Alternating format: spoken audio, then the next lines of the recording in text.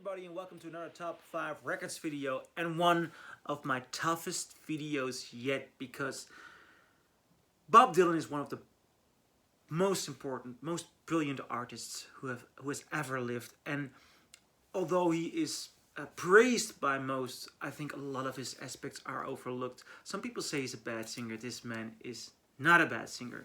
He is a beautiful singer. He understands his lyrics. His voice changes throughout his career and is constantly interesting.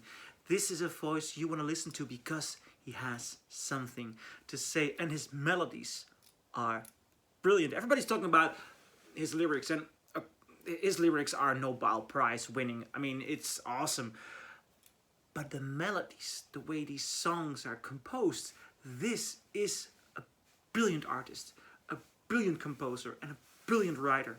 And it's almost impossible to come up with a top 5 list. I had to leave so many great records off. But nevertheless, I'm going to start it off.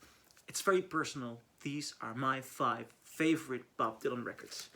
And the number 5, I know this is a controversial choice. Nevertheless, Nashville Skyline.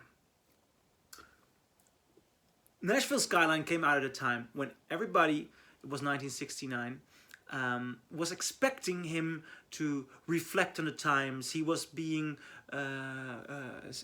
people said he was the voice of a generation. In his biography he writes about that, and he never wanted to be that. So what does he do? In one of the most amazing years in the history, he makes a country record. And this sounds gorgeous. I mean, this is Bob Dylan who stopped smoking. His voice sounds the way he looks. Friendly, lovable. It starts off with The Girl from the North Country, which he recorded earlier on. But this is a re-recording together with Johnny Cash. Goes totally country. It's beautiful. It's gorgeous. It's as if the spirit of American country was put on a single song. It's beautiful, and I love country. Lay Lady Lay. It's such a warm, good sounding record. I mean, this is not a true poet at work. No, it's much more a fun country writer. It's someone who's having fun. Experiencing another genre, and he does this tremendously well. This is one of the great country records. Bob Dylan made one of the great country records, yet it's often overlooked because people expected the poet, the intellectual to give something else. No, Bob Dylan decided himself what he wanted to do, and Nashville Skyline is one of those records. The number 4, clearly a record of the young intellectual rocker, Highway 61 Revisited. This was the first Bob Dylan album I started to completely adore. I got this first on a CD when I was 14 years old, and I listened to it on and on because this had the song which was the soundtrack to my life when I was 14. Like a Rolling Stone. But even more than Like a Rolling Stone, which is of course one of the best songs ever written. I love Ballad of the Thin Man even more, and I still love Ballad of the Thin Man. It's such a great record.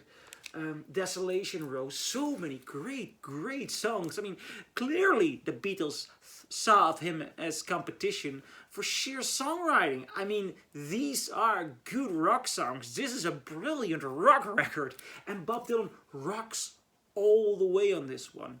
It's not simple folk anymore, because what is simple folk?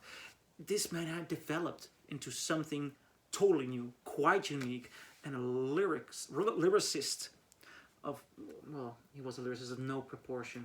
Beautiful record. This is the mono, I believe, Sony Columbia pressing.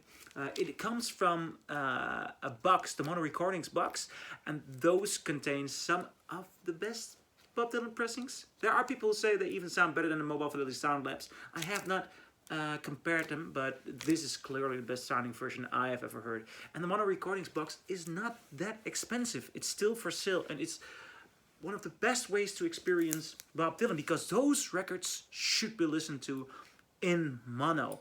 Those were the mixes in which he was involved and in which he sounds much more closer and intimate.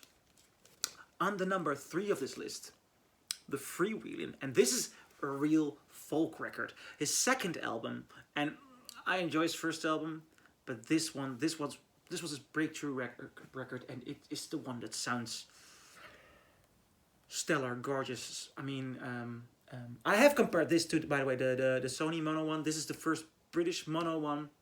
Sounds even a bit better, but I always tend to go to the older pressings and the first pressings. I really like those. But these songs, this record contains Blowing in the Wind, Girl from the North Country, Masters of War, Bob Dylan's Blues, A Hard Rain's Gonna Fall, Don't Think Twice, It's Alright.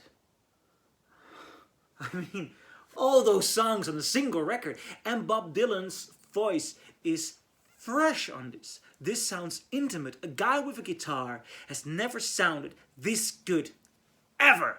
No, not even Jeff Buckley. A guy with a guitar has never sounded this intimate, this beautiful. Might be Muddy Waters. But a guy with a guitar has rarely sounded as good as on this record. It's beautiful, it's intimate, and this is the start of the voice of, well, a generation, although he doesn't want to be called that way.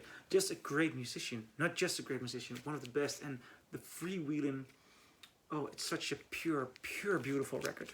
Find it, listen to it, and start to fall in love with it. I'm gonna put it on straight after this video. Number 2 on this list. I really love this one. Blood on the Tracks. Blood on the Tracks is a brilliant record. It was his big comeback in the 70s, although he still made music in the 70s. He still made great music in the 70s.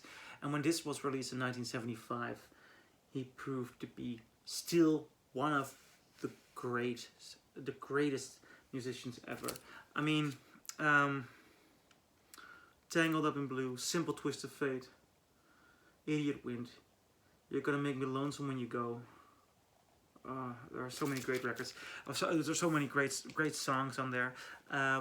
This album almost always sounds pretty good. This is a first Dutch stereo pressing. If you find one, buy it. But there is one big one, the Mofi One Step.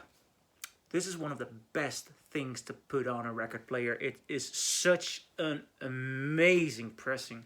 It's a 45 RPM one, and this is, I mean, it is amazing how defined, strong, and well-produced a Bob Dylan record can sound. And this Mobile Fidelity Sounds Lab pressing, it contains the full glory. I'm not making, I'm not doing a commercial for Mo5, but anyone who's heard this, there's no turning back after you heard this. It's awesome, and this is what the record deserves.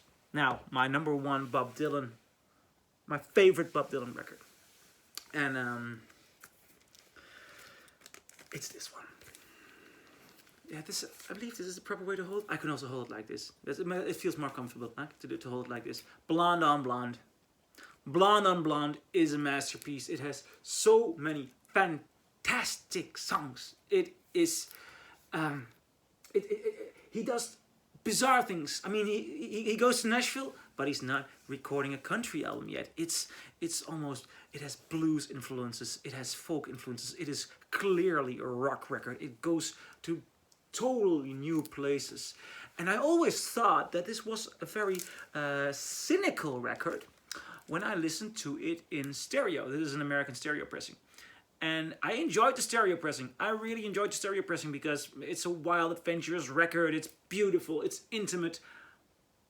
But I never understood how warm it can sound. And that's what I found when I bought this pressing, the first British pressing. And when I put this on, I finally heard that Bob Dylan is not cynical on this record.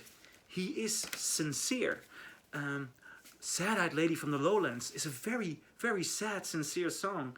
Rainy Day Woman, it's brilliant visions of Johanna. This man is almost mourning in his voice. It's so intimate. Blonde on Blonde is the most sincere record. I mean, it's all about as sincere as Blood on the Tracks. But the stereo mix with all the reverb and his nasality makes it sound like he's cynical. but it is intimate, and it's sincere, and it's beautiful. And it's also the mono pressing was the one he mixed. He was there during the mixing, and the stereo pressing does not sound like anything he wanted to sound like. So I've also heard the Mo-Fi of this album, and the Mo-Fi has a great definition. It's a beautiful pressing, but it's stereo. And this British mono, also the mono in the Sony box in the 2013 mono recordings, also it sounds stellar. But the best way to listen to this is a first British mono. That is the mix Bob Dylan worked on. And when I heard that for the first time, it was already my favorite Bob Dylan record. But I fell in love once again. Now I'm gonna end this video with a very slight extra, because I could not put this in the best 5. But I could not leave this out, because rarely has an artist, after so many years of recording and so many years of... He was also relevant during these years. But one of his best albums was released about 2 years ago, 2019, 2.5 years ago. Rough and Rowdy Ways. This is a beautiful record, and I'm in awe that this man is yet again working in time and in rock music and in American music, as he has always done, with a sincerity, with a beautiful sound, and again, even aged 80 or 81, but he sounds convincing, beautiful, and intimate. Please also listen to Rough and Rowdy Ways. You will not regret it. Those are my top 5 favorite Bob Dylan albums. What do you think?